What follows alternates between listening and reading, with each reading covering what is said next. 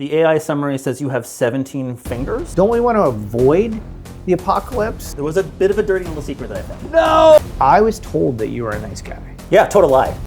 Hi there. I really like board games. And so I thought to myself, what if I did an interview show in which we play board games? So today, we're gonna play Life in Reterra, a post-apocalyptic solar punk community builder. And who better to play that with than the leader of the Green Party of Ontario, Mike Schreiner. So, let the Goose Games begin.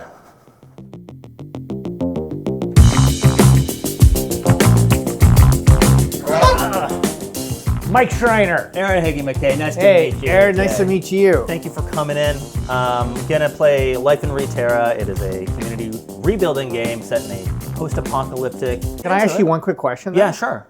Don't we want to avoid the apocalypse instead of rebuild after the apocalypse? I think people are really worried about the apocalypse. Well, me, I'm definitely worried about that. Exactly, and so I think it gives people a little bit of hope that even after the end of the world, there's still love. There's still we can still rebuild. We can still do it. But you're right. We want to avoid the apocalypse. That is why we're talking today. Just to get to know you. If I Google you, I learn you are the leader of the Ontario Green Party. That's right. You were the first MPP in history for the Ontario Green Party elected. That's right, 2018. The AI summary says you have 17 fingers. Okay, that's probably wrong. I don't know, AI, there's a glitch there, I tell you. So you grew up on a farm. You've had several food businesses. I have. And you currently represent Guelph, the great city. Yes. The whole Guelph area. is like the food city. It is the food city. Like it is where urban and rural come together. What outside of Google, what can you tell us about yourself? Like what does Google not know? Google probably knows I do a canoe trip with my youngest daughter every summer. It's tracking you the whole time. I like electric cars. Okay, you do? I All do. right. I'm a big We came in one today. fan. Did you really? We did too. How was traffic? Wasn't bad, actually. It's going to get even better after we build the Highway 413. Am I right? No. I mean, my policy, just build one more lane, bro. There was a bit of a dirty little secret that I found. Okay. You're American? I am. I grew up on a farm in rural Kansas. Yeah. Are you like a Trump sleeper agent No, here to take I'm not. over? I'm Is this not. like, you're Canadian now? Oh, yeah, I've been Canadian for a long time. Okay. Yeah, I moved here in 1995, so I've been here a long time. I feel like I in moved Canada. here for love, fell in love with Ontario, that never was- wanted to leave.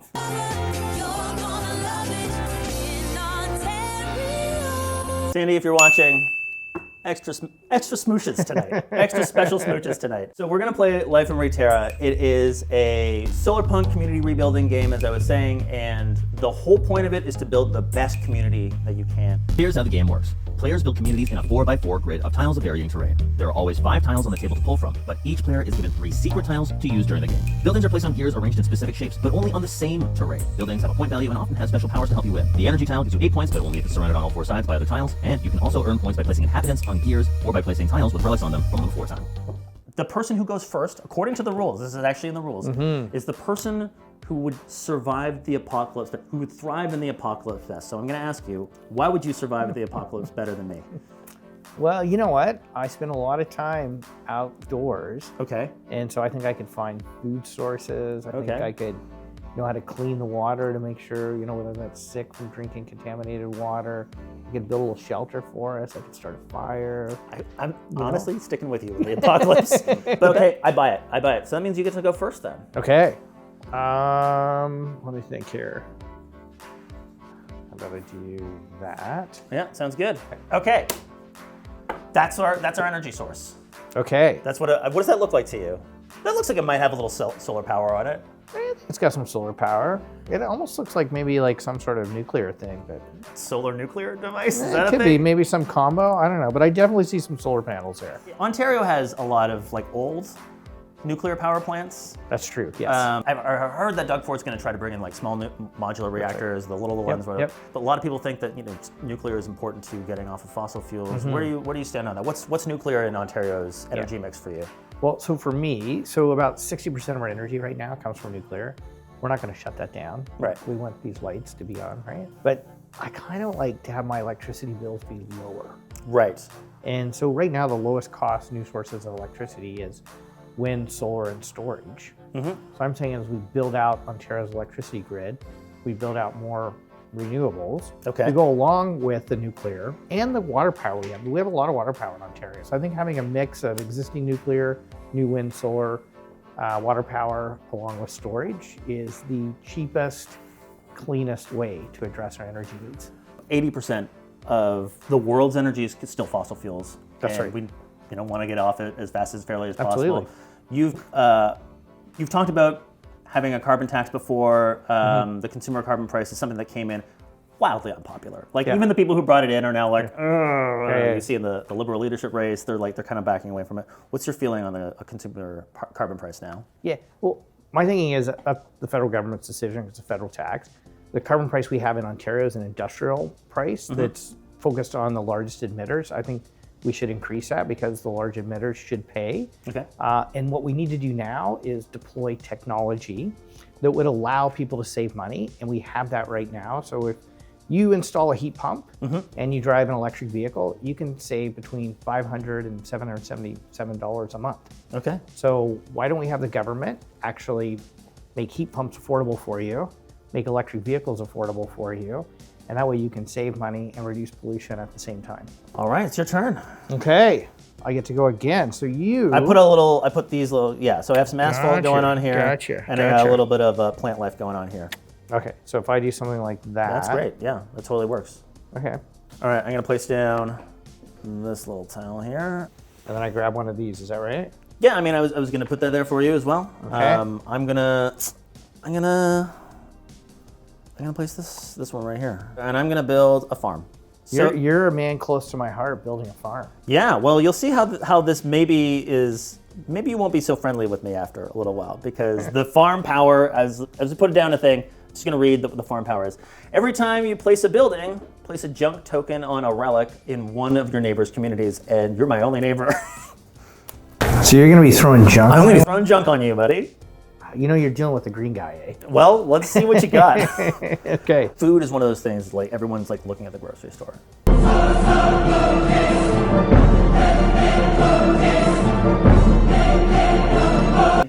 I feel like we're kind of in this weird thing where we want high quality food at a low price.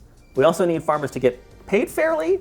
Totally. And we also want to farm in a way that it's not destroying the planet. Like, how do we feed the planet, pay farmers fairly, and just try to have it all? Can we even do that? Well, there are some things we can do to help. Okay. So first of all, we could pay farmers for environmental goods and services. What would that be like? What would that? So like there's a program here in Ontario called Alternative Land Use Services. Okay. And it was actually started by a beef farmer. Okay. Yeah. So he does like free range, like grass-fed beef. Okay. Rotational grazing. He does it in ways that protect pollinators and habitat and endangered species. He has what's called riparian buffer zones around all of his rivers and stuff. Okay. So the animals don't, shit in the river, so to speak. Yeah, literally. Literally. It benefits the environment.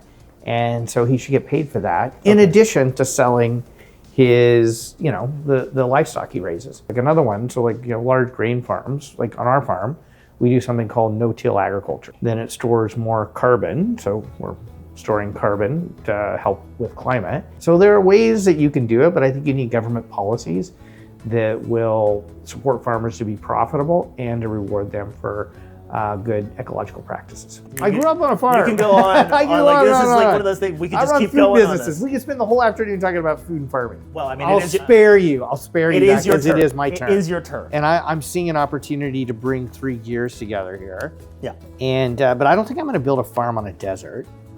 I think I'm going to build an infirmary instead. Okay. Is that all right? Yeah, sure. I mean, it's your turn. In the spirit of supporting, our public healthcare system, I'm going to build a hospital right here. If you need to access healthcare right now, it can be pretty dodgy. Very dodgy. Is this a conspiracy, or is this just how it is? Like post-COVID, everyone's kind of crazy. Like just the resources aren't there, or like what's going on? What's your point of view on this? Okay, so Ontario is dead last when it comes to healthcare funding on a per capita basis. Right. So if we would just get to the Canadian average, we would need to invest about $12 billion into our healthcare system. Is that money we have? Well, I don't know. The Premier's handing out $200 checks to millionaires and billionaires. Okay. He wants to spend, like $100 billion building a tunnel under the 401. Totally worth it. Just spent $2.2 billion on a mega spa in downtown Toronto. Okay. Like, I think we have the money to put into healthcare if we actually had a government that would prioritize it. So Right. yeah, we have the money. And I think we all, like, don't you think healthcare is like kind of one of those basic needs we all need? I mean, I've had experiences with my own family having to navigate the system, and it's not just like medical care, but there's also like mental health care as well. It's one of those Absolutely. things I've Big also time. I've taken part of, and it's helped me through it. But there's like long wait lines, and I think there's times where it's like, for example, if you want to build like supportive housing or whatever, like the people locally will come out and be like, don't put these people here, and I just kind of feel like how do we help that happen? Like, how do we get people to have buy-in for, like, essentially, can't we all just get along and like have these sorts of programs that help people? Yeah, well, so on the housing front, I'm really proud in Guelph. You should come visit Guelph, eh? Like, you should sure. make a trip to Guelph. I'll show you around. Okay. So we've built a number of supportive housing units now. And initially, members of the community were concerned or opposed. But now that they're built and people are living there, people have been incredibly supportive. We need to build more. And we need to build more across the province. But I don't know, I think if you can do good things, you can get community buy-in. I mean, personally, I would much rather see a house than a tent. Yeah, absolutely, 100%. It's your go. It's my go. I just got to look and see what this does for me here, though. Yeah, At the yeah. end of every term, place one inhabitant in this building or any other building on the same site. So I can just put like At the end of your turn, you just plop a person. This healthcare thing's a pretty good thing. When you invest in healthcare, it turns out Things are like good. Like it actually does Turns good out. things for you. I got to start working on getting my power plant. Okay. Okay, and then I get to put a person in here. Yeah, you have an inhabitant now. Okay. Okay, I'm gonna build a school. And that means I get to put a piece of trash right here. This isn't very green. Well, I'm not the leader of the Green Party, you are. You're putting trash on my beautiful little tile here. So I put down a school. Okay. I feel like we're about to maybe get into a recession in Ontario.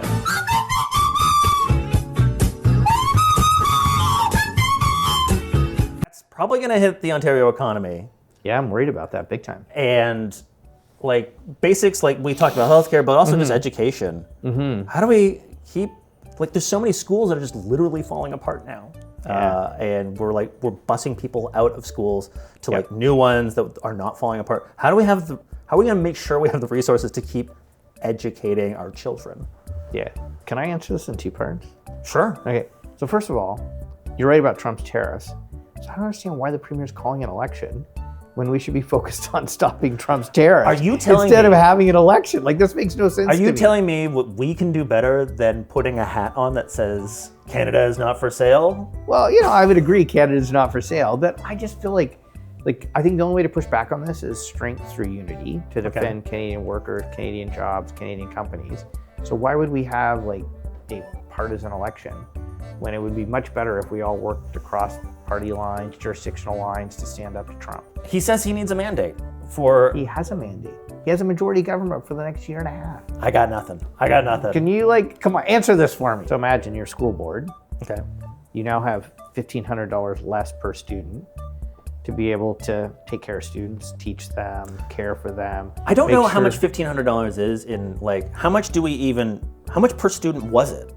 Because $1,500 per student, if you were to tell me we spend $1,500 per student per year, I'd be like, that sounds all right. I mean, it's one banana, Michael. What could it cost? $10? So it's gone from about $14,700 down to about $13,200 per student. Okay. So that's a pretty significant decrease. Right. And so then you start having situations where school boards can't hire educational assistants or social workers or in some cases even enough teachers. And so then you start having overcrowded classrooms. And then you start having... It's a 90s baby. I know what that feels You know like. what that feels Why? Why are these Lakers guys all noise and all chaos all the time? The only way we're going to fix this is to actually have an honest conversation about actually providing our schools with the investments they deserve. And plus, if we have an apocalypse, don't you think you want some smart kids to figure out how to rebuild the world? I do like this idea of we're living in an apocalypse and we're still building schools. There's That something is a little true. No, I'm impressed you built a school.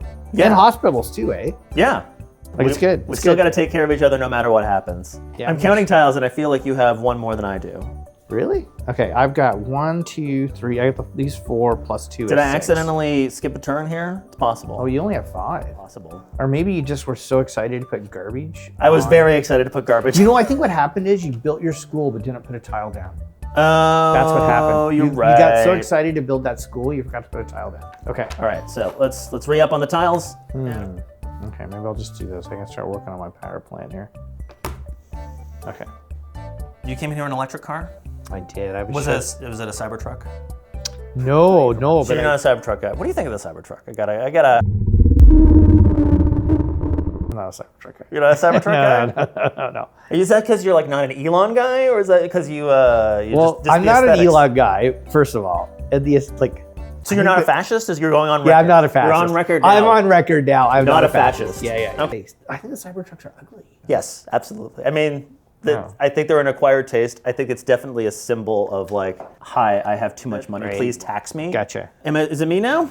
Yep. Okay. I am going to build the public square. Oh my gosh, you're rocking now, because that's a good thing to build. You gotta have a place for people to come together. I totally agree. And discuss the day's Yes. issues. We need more public squares in the world. That I totally agree with you. Worth 1 point per space of your largest segment of continuous terrain. Sort of on public squares, public discourse, there's a lot of polarization. Yeah. Now, these days, I'm wondering if like our electoral system is partly to blame, and I'm wondering how you think on like getting rid of first past the post, getting some proportional representation in there. What are your thoughts on that? I'm a huge supporter of proportional representation. But it's also for like exactly this okay, reason. but it's also like self-serving though, right? Because like as soon as we get one of those, like you're gonna have far more seats in the House. I understand that, but there's this weird sort of like the people who gain the majority power, like your Doug Force, have no incentive to put in proportional That's representation. right. They don't. So like Well, even Trudeau, like he promised he was going to get rid of first past the post, and then biggest regret, he says. It was his biggest Well, regret. Like he could have not had that regret if he'd actually done what he promised he was going to do and didn't. What's proportional representation? Why is it important? Well, I think every vote should count. It's now. the strategic voting thing that's constantly no, a it's just problem. awful. Yeah, and plus our parliament never really represents the democratic will of the people. Right. So like right now, Doug Ford got 17.5% of the eligible votes in the last election. So part of that was because voter turnout was low. Okay. And even of those who did vote, he got like 40%. But he has 100% of the power. So even though 60% of the people who did vote voted against him or against the Conservatives, he still has 100% of the power. I don't think that's right. And then if we actually have proportional representation, it would force us all to work together more. And that would tamp down polarization for sure. What is the best way to figure it out? Like, would you support like a citizens assembly, Yeah, which that's is what I would basically do. Yeah. So for you, all you out there who are like, what the hell is a citizen? What's this guy talking about? What's a citizens assembly, and why is that the best way to figure it out? So in Ontario, we actually had a citizens assembly on this back in 2007. That's right. That's when I first got It's in involved. so randomly selected people from every riding came together and met with experts on voting reform, and they all talked about it, and they came up with what was called mixed member proportional, which I would be fully supportive of. But I'd be happy to have another citizens assembly to come up with what they think would be the best voting system for us right now, because improving our democracy, I think, is critically important. And it's even more important now that we're seeing these threats to democracy, particularly in the US. Yeah, they are a cautionary tale of like it's like our best friends and like Yep. our family, and when they're really in crisis, but they're being a real about it. And it's Exactly, Just, it's yeah. like I want to help you. We need to have a friendly I wanna intervention. help you. Yeah, exactly. But you're being a real ass. You're a bum and you hang out at my house too much. That's because you pee on the toilet seat. My mom doesn't want you over. Exactly. Yeah. Here's speaking of being an ass. Okay. I put a building down. So you're gonna put Trash. more garbage. Okay, my turn again. It is your turn. I'm gonna start getting a few gears together here. I'm gonna put another person here. You got education, you got energy, you got healthcare. Your city's rocking. Yeah, I gotta get a farm and a public square. No, everyone's starving right now. Everyone is starving. We gotta get So some. hungry. We gotta get some food for these people. All right, I have placed a thing. I'm gonna put a little inhabitant here on the stranded thing, and we are good to go. You know what I noticed in here is there's no houses. Someone else needs to build housing. That is a huge problem in Ontario. Doug Speaking of Ford which, refuses to build housing in this province. I thought he made it a huge thing. Like, aren't we we're gonna pave the greenbelt and build a whole bunch of great houses? Well, so here's Doug Ford's housing plan. I don't want to hear about his Instead housing of plan. unlocking homes that people can afford, he tried to unlock the greenbelt for wealthy speculators to cash in. Mm-hmm. And our housing plan is, why don't we make it easier for people to build homes in the communities they know and love that they can afford? I mean, isn't there a little Don't bit you of think that makes more sense? Wasn't there a bit of hypocrisy there? Because it's like, in order to do that, you have to come into cities and be like, change this law, get out of here. You're doing this. The cities should be able to dictate how they do their own laws. And should the province really be stepping in? It has the power, but should it be really stepping in and telling municipalities what to do? Well, I think saying, hey, we're going to legalize multiplexes, we're going to legalize mid-rise, missing middle development, isn't necessarily telling them what to do. Okay. It's just saying, here's the rule for every municipality, because we need to make it easier to build homes. Otherwise, we're never going to solve the housing crisis. And then we also need to build nonprofit and co-op housing, Yes. because 93% of our deeply affordable homes were built before 1995. When the province stopped doing that, he says no to that. All right, I think it's your move. But why doesn't this game allow you to build homes? That's a good question. I think, okay, so there are Don't we need homes in the post-apocalyptic world? I think global warming has happened so hard that it's just super hot outside, so going inside is too hot. Okay, my turn, eh? Yeah, let's get stuff on the board. So how do you, what did you build? Oh, it's the farm. Was it the farm that allowed you to do garbage? To throw junk at you, yeah. So if I put down Gotcha. if I put down something, like I put down a building, like I'm about to do now, I put this infirmary down. Okay. Then I throw a piece of junk at you. You're not very nice. I was told that you were a nice guy. Yeah, total lie. You do know that is the one thing Doug Ford did, though. No, he created Anti-Littering Day. Okay. Like, there's one day that we're not supposed to litter. Like, I think good. we should not. Folks, don't be pooping on the beach. Simple as that, man. Okay, there you go. right before May 2-4, when we just get drunk and throw beer bottles everywhere. But make sure you don't litter on the second Tuesday. Gotcha. Now I can build a farm. You can build a farm. I have wanted to build a farm this entire game, so now I can do it. Now I feel like, my rural roots are coming out here. Exactly. Okay, so are these things worth points? Yeah, each one of those is a point. Those are a relic. And that's what I keep throwing junk on. I know, you keep trying to deny me points. Yeah. Because look how many points you have. I know, well, all these people need healthcare in Ontario. So I'll do that. And then I'm gonna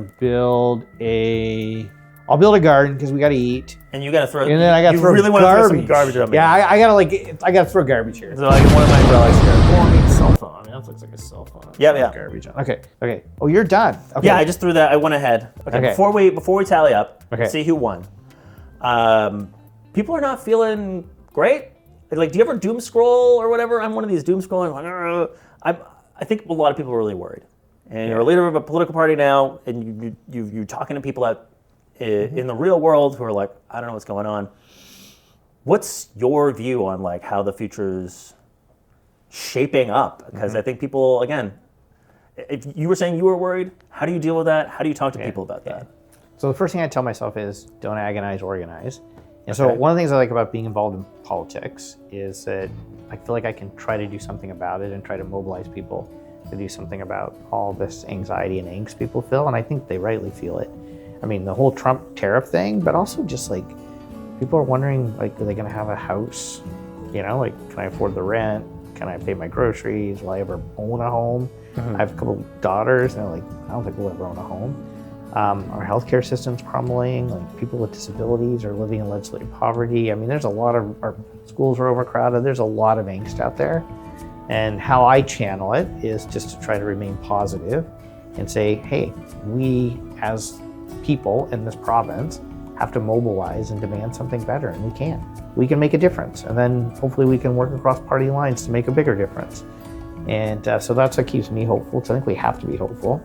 And I guess playing life in Reterra tells me that even if we don't succeed, and the whole climate crisis, hanging over all of this, I don't all of the data, so many people are trying to get through the end of the month. It's kind of hard to think of the apocalypse, but it's we got that hanging over our head as well. And I guess even if that happens, we're all gonna rebuild. Tally Okay, up let's tally it things. up. Let's tally it up. I'm just got my little calculator going on here. So how many terrain segments have 7 spaces or more? So there's one. Looks like you got the asphalt as well, twice. We got the asphalt. There's 2, 3, 4. Yeah, so that would be, that's another straight. These 3, 4, and 3 is 13. You know what, congratulations, you've won. We gotta do a high five here. You are okay. currently the Premier of Ontario now. Yeah. You I won. thought it was Reterra. Mike Schreiner, thanks for joining me. Hey, my pleasure.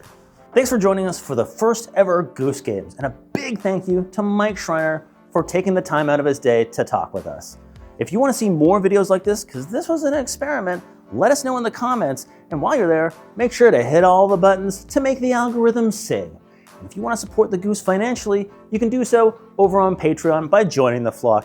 Every contribution is super appreciated, and maybe you'll get some behind the scenes footage. Until next time, I'm Aaron Hagee McKay.